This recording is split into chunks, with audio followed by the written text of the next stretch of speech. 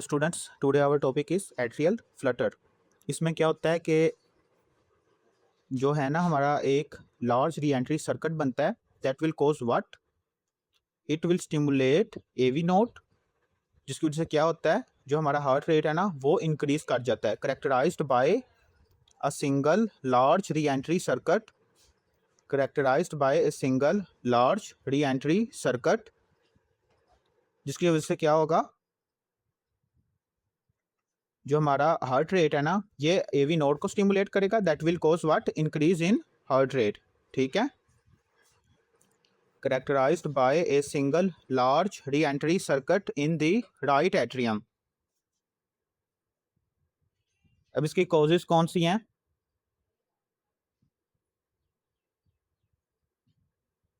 सबसे जो पहली कॉज है वो है हाइपरटेंशन। दूसरी कौन सी है? Deep vein thrombosis.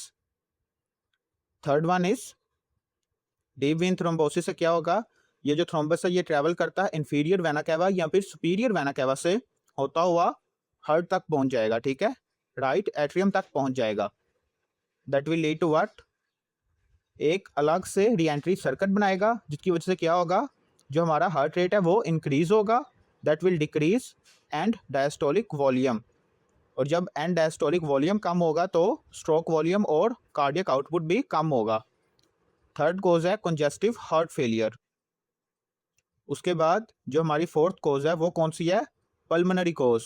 ठीक है, सीओपीडी हो गया, एस्थमा हो गया, निमोनिया हो गया, ये क्या है पल्मोनरी कोजेज में आएंगे। और जो हमारी लास्ट कोज है वो है अल्कोहल या फिर स्मोकिंग। ये क्या करते हैं? That will cause vasoconstriction. Vasoconstriction से क्या होगा जो हमारा ब्लड प्रेशर है वो इंक्रीज करेगा। ठीक है, वेजो कंस्ट्रिक्शन से क्या होगा हमारा ब्लड प्रेशर इंक्रीज करेगा, that will lead to what, hypertension. अब इसकी पैथोफिजियोलॉजी क्या होगी? ये एक थ्रोम्बस है that will travel to right atrium through inferior vena cava, और दूसरा कौन सा रूट होगा? Superior vena cava. ठीक है, इधर से होता हुआ कहाँ चला जाएगा? राइट एट्रियम में चला जाएगा। राइट एट्रियम में जाके ये एक री एंट्री सर्किट बनाएगा और एवी नोड को स्टिमुलेट करेगा। ठीक है, दैट विल कॉज व्हाट, ये किसे स्टिमुलेट कर रहा है? एवी नोड को स्टिमुलेट कर रहा है, जिसकी वजह से क्या हो रहा है? इंक्रीज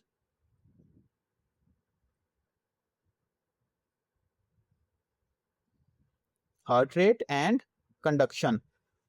ठीक है, कंडक्शन जब इंक्रीज होगी तो क्या होगा? कॉन्ट्रैक्टिलिटी इंक्रीज होगी। जब हार्ट जल्दी जल्दी कॉन्ट्रैक्ट करेगा तो क्या होगा?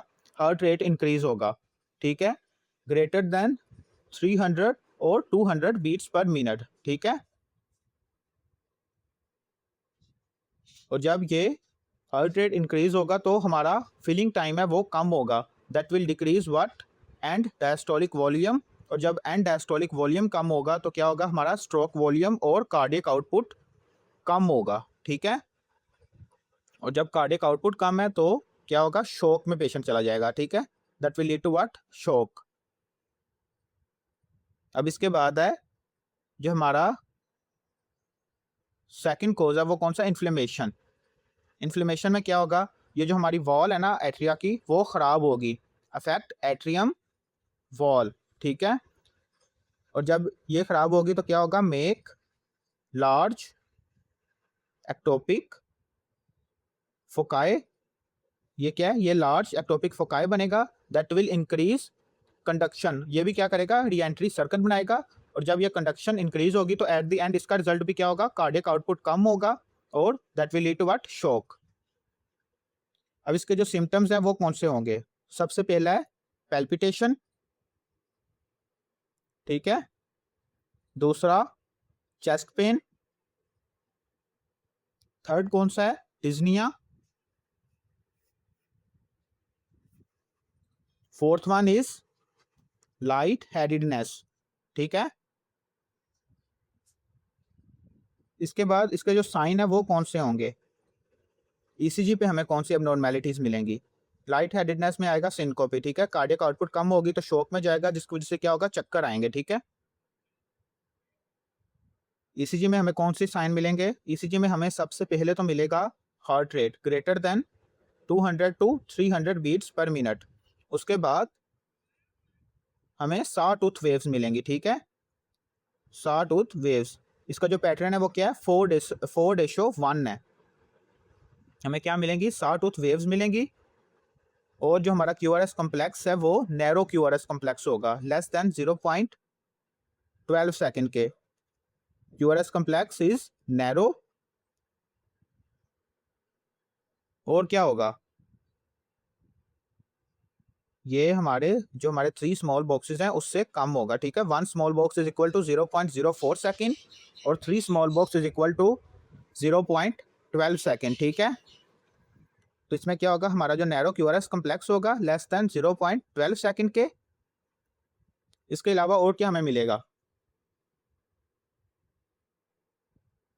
इसके अलावा हम देखेंगे इसमें रिदम, रेगुलर रिदम होगा इसमें, रेगुलर रिदम। जो हमारा आर इंटरवल का डिस्टेंस है ना वो सब में इक्वल होगा। ठीक है, इन दोनों में क्या डिस्टेंस क्या है, इक्वल है, सेम है। ठीक है, सेम आर इंटरवल।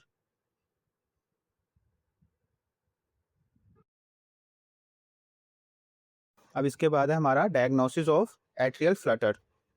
इसमें क्या होगा, हम सबसे पहले कौन सा टेस्ट करेंगे, ECG का टेस्ट करेंगे। ठीक है, ECG का टेस्ट करेंगे।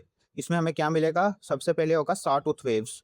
कौन सा पैटर्न होगा, 4:1 भी हो सकता है, 3:1 भी हो सकता है, 2:1 भी हो सकता है। ठीक है, मतलब 3 सॉटूथ वेव है, उसके बाद एक QRS कॉम्प्लेक्स, 4 सॉटूथ वेव है, उसके बाद एक QRS कॉम्प्लेक्स, उसके बाद क्या होगा, रेगुलर आर इंटरवल होगा।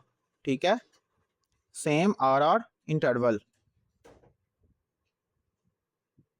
और क्या होगा, नैरो QRS कॉम्प्लेक्स। और इसके अलावा जो हमारा हार्ट रेट है it will be greater than 200 और 300 बीट्स पर मिनट। अब इसके बाद जो हम सेकंड टेस्ट कराएंगे वो कौन सा है, वो है ECG में हमें क्या मिला है, सॉटूथ वेव्स मिली हैं। और क्या हुआ है, हम क्या करेंगे, कैरोटिड जो हमारा साइनस है, अगर हम उस पर प्रेशर डालें तो क्या होगा, इंक्रीज सॉटूथ वेव्स। ECG के बाद जो हम नेक्स्ट करेंगे वो क्या है, कैरोटिड मसाज अगर हम करेंगे तो क्या होगा, इंक्रीज सॉटूथ वेव्स। ये जो हमारी वेव्स हैं वो इंक्रीज करेंगे। ठीक है, ज़्यादा होंगी। और उसके बाद अगर हम इकोकार्डियोग्राफी करेंगे उसमें हमें क्या मिलेगा, राइट एट्रियम में थ्रोम्बस मिलेगा। और उसके अलावा हम क्या देखेंगे इकोकार्डियोग्राफी में, टू सी वाल मोशन एबनॉर्मेलिटीज। ठीक है, टू सी वाल मोशन एबनॉर्मेलिटीज। अब इसके बाद है ट्रीटमेंट। ट्रीट हम इसे कैसे करेंगे, इसका जो ट्रीटमेंट है वो एट्रियल फिब्रिलेशन की तरह ही होगा। ठीक है, अगर तो हमारे पास पेशेंट आया है वो हीमोडायनामिकली अनस्टेबल है।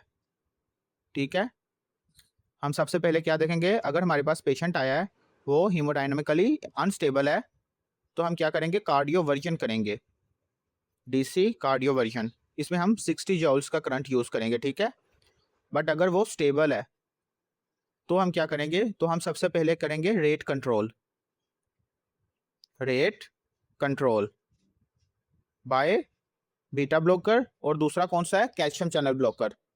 ठीक है, बीटा ब्लॉकर और कौन सा है, कैल्शियम चैनल ब्लॉकर। उसके बाद हम देखेंगे अगर तो पेशेंट 48 आवर्स के अंदर आया है, मतलब 48 आवर्स से कम टाइम हुआ है और पेशेंट आया है, तो हम क्या करेंगे, हम इलेक्ट्रिकल या फिर केमिकल कार्डियोवर्जन करेंगे। और उसके लिए और उसके बाद हम क्या करेंगे, 4 हफ्तों के लिए एंटीकोगुलेंट्स दे देंगे, लो मोलिकुलर वेट हेपरिन देंगे। ठीक है, इसमें कौन से ड्रग यूज़ होते हैं, एमियोड्रोन और फ्लिकेनाइड। ठीक है, और इसके बाद हम 4 हफ्तों के लिए एंटीकोगुलेंट्स देंगे, लो मोलिकुलर वेट हेपरिन। इधर 3 नहीं 4 आएगा, 4 हफ्तों के लिए देंगे। ठीक है, और अगर 48 घंटों से ज़्यादा का टाइम हो गया है तो हम क्या करेंगे, तो हम सबसे पहले 4 वीक्स के लिए एंटीकोगुलेंट्स देंगे, उसके बाद कार्डियोवर्जन करेंगे। ठीक है, पहले हम एंटीकोगुलेंट्स देंगे, अगर 48 घंटों के बाद आया तो हम 3 हफ्तों के लिए या फिर 4 हफ्तों के लिए एंटीकोगुलेंट्स देंगे, उसके बाद इलेक्ट्रिकल या फिर केमिकल कार्डियोवर्जन और एंड पे 4 वीक के लिए एंटीकोगुलेंट्स देंगे, ठीक है।